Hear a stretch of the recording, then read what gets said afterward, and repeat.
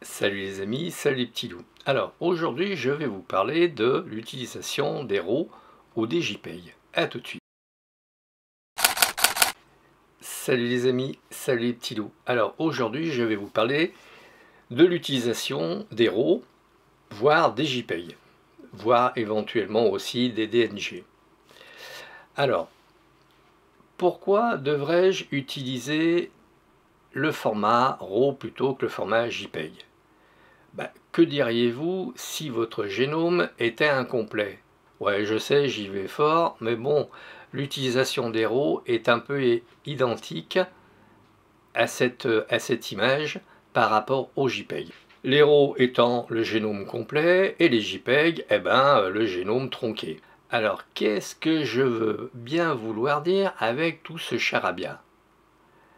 Eh bien, imaginons un capteur avec 240 000 points. On va faire simple, 600 points en longueur, 400 points en hauteur. Ça donne 240 000 points. On va prendre des chiffres au hasard. Le JPEG, ça c'est le brut, RAW. Le JPEG, 540 points sur 360. Bon, je sais, c'est facile, c'est 10% de moins en hauteur et en largeur. Je sais, j'avais pas envie de me casser la tête à avoir des exemples un peu alambiqués. Bon, ça fait pas mal, ça fait donc le JPEG fait 194 000 points, 194 400 points exactement. Oui, ça fait pas mal, mais par contre on n'a pas tous les points du capteur. Prenons un autre exemple vite fait bien fait sur le gaz. Vous shootez en RAW en 12 bits. Ok, vous shootez en 14 bits, et bien en 14 bits, dans les ombres, vous aurez plus de détails. À chaque fois que l'on prend l'intégralité de ce que peut faire le capteur, on a toujours plus de détails, plus de nuances par rapport à une image plus succincte à partir du capteur. Alors, je vais faire court. Le JPEG oublie un certain nombre de points et de détails par rapport à l'intégralité du capteur. Bon, c'est pas bien grave, quelques informations dans les hautes lumières, quelques informations dans les basses lumières, et pour l'essentiel, dans les tons moyens, on a quasiment l'intégralité de ce que peut donner le capteur. Oui, mais pour un œil exercé, il va manquer quelques bricoles. C'est là où je vais essayer de développer un petit peu plus par rapport à l'utilisation des RAW. Alors certaines personnes me rétorqueront: oui, mais j'ai pas le temps, j'ai fait des photos pour des amis, j'ai pas le temps de développer mes RAW, et puis mon appareil photo est, paraît-il, très fort pour avoir des JPEG qui sont meilleurs que les RAW. Oui, effectivement, il y a des boîtiers dont les JPEG sont nettement meilleurs que les RAW. Effectivement, cet argument tient la route. Ceci dit, si vous avez 2 slots, si vous avez un appareil photo expert, par exemple, un D750, j'allais dire qu'un slot, vous faites les RAW, et un slot, et sur l'autre slot, vous mettez une carte sur laquelle vous enregistrerez les JPEG. Donc les JPEG, ce sera pour les potes, vite fait bien fait sur le gaz, et sur la première, les RAW, ce sera pour éventuellement l'archivage plus tard et le traitement de vos RAW.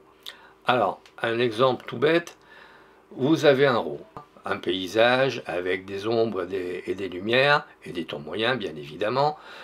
Vous travaillez, vous développez votre RAW. Vous développez votre RAW, que faites-vous? Alors, dans les basses lumières, vous montez un petit peu les tons, pas beaucoup, on va dire à dose homéopathique. Dans les hautes lumières, vous foncez un petit peu les hautes lumières, et dans les tons moyens, vous les laissez comme ils sont. Vous contrastez un tout petit peu, voilà, c'est tout. J'allais dire, ça vous a pris quoi? 3 minutes, et copier et dupliquer ces réglages sur les autres photos de vos photos de paysage qui ont été faites à la même heure et au même endroit. Et là, vous avez gagné énormément de temps. Je ne sais pas combien de temps, mais vous avez gagné du temps. Est-ce que ça vous pose un problème de traiter aux petits oignons vos RAW? Vous aurez appliqué des réglages sur vos photos aux petits oignons. Est-ce que ça n'en vaut pas la peine? Alors les JPEG, quant à eux, les réglages sont infiniment moins grands et moins étendus. Si vous avez la possibilité de shooter en RAW, shootez en RAW. Alors, quelles sont les différences avec un DNG et un RAW? Alors, paraît-il que le DNG était un RAW universel, sauf que pas mal de logiciels n'ont pas intégré le DNG en tant que tel. Il faut qu'il y ait des adaptations, donc pour un système de fichiers qui se veut universel, c'est pas forcément top. Je sais que les Leica utilisaient le DNG pour en faire ses RAW. Ouais, pourquoi pas. Alors, Adobe nous avait promis 20% de réduction des fichiers par rapport à un vrai RAW.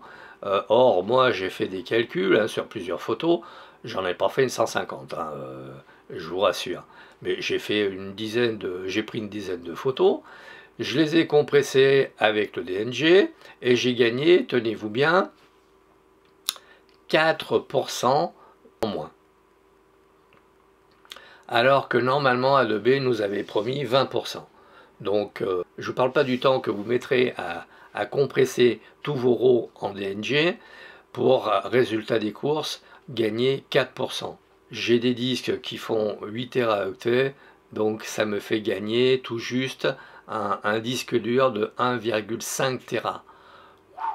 Là, un boulot monstre pour gagner quoi? Que dalle. Là j'ai un serveur, un NAS, il y a 40 et quelques Teraoctets à ma disposition. Donc je ne vais pas m'emmerder à modifier tous mes fichiers pour les mettre en DNG. Donc ça, c'est réglé. Point positif des DNG, ça nous fait gagner un peu de place. Et comme on l'a vu, bon, c'est pas transcendant. J'ai des collègues youtubeurs qui ont pu économiser une dizaine de pourcents par rapport au volume de départ. Moi, j'ai trouvé que 4%. Alors c'est vrai que bon, j'ai des fichiers qui sont un peu gros, donc bon, ça m'a pas sauté aux yeux et c'est pas transcendant.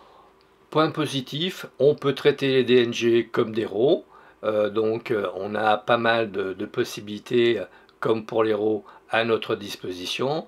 Le point négatif, c'est que bon, ils sont très volumineux aussi comme les RAW, mais ne prennent pas forcément toutes les subtilités du capteur, telles que pourrait le prendre le boîtier d'une marque avec son développeur. Quand j'entends par développeur, c'est-à-dire eh bien, le logiciel, pour moi, c'est Nikon Capture ou ViewNX pour le soft simpliste de Nikon.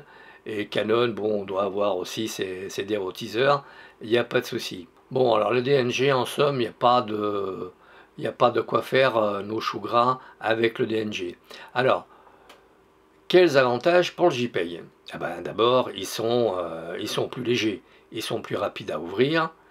Alors, autre avantage, pour certains boîtiers, le JPEG est mieux que le RAW. Mais parce qu'effectivement, les ingénieurs de la marque de l'appareil photo ont su se creuser les méninges pour tirer le meilleur parti de la transformation des RAW en JPEG. Le JPEG est relativement pérenne. Bon, il y aura toujours, je pense, un logiciel qui permettra de développer ces JPEG. Avec certains logiciels comme DxO, eh bien, on peut appliquer des corrections de façon automatique sur les JPEG. Point négatif, et ô combien, ils n'ont pas toutes les informations du capteur. Il manque des informations. Et ça, c'est gênant. Les modifications, la quantité de modifications et l'amplitude de ces modifications sont bien plus restreintes que par rapport au RAW. Ça aussi, c'est un petit souci. Bon alors, en conclusion, qu'est-ce qu'on fait?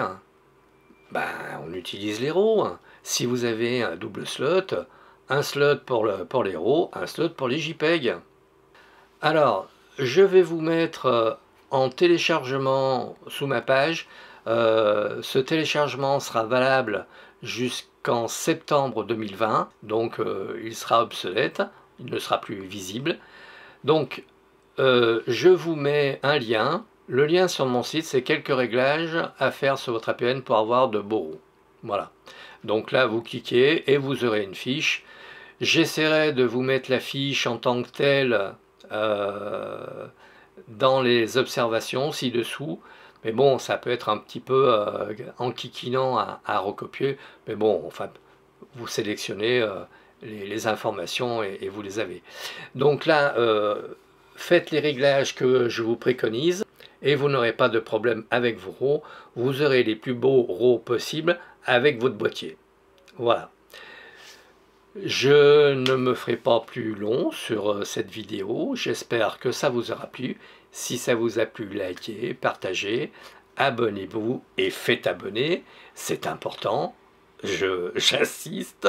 C'est vrai que si j'ai beaucoup d'abonnés, mes vidéos vous seront comment dire, présentées avant les autres, ce qui est relativement important pour ma chaîne. Donc merci de votre écoute et à très vite.